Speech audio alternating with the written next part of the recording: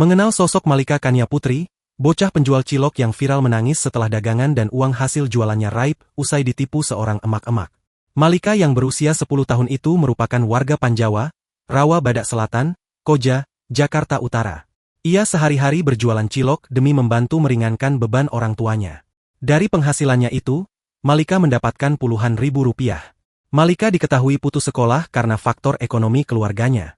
Kini, ia justru ditipu oleh pembelinya sendiri, hingga uang hasil jerih payahnya berjualan seharian raib dibawa kabur. Peristiwa itu terjadi di kawasan Jakarta Islamic Center, Koja, Jakarta Utara, pada Jumat, 19 September 2025. Dalam video viral yang beredar, Malika tampak menangis tersedu-sedu bersama sepeda dagangannya. Ia menangis lantaran dagangan dan uang hasil jualannya raib usai ditipu seorang wanita.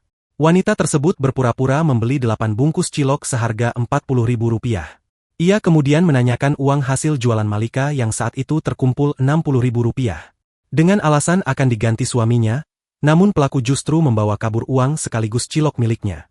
Setelah lama menunggu, orang yang disebut suami pelaku tidak kunjung datang menghampirinya. Hal ini diceritakan langsung oleh Malika saat ditemui di kediamannya di Koja, Jakarta Utara, Selasa, 23 September 2025.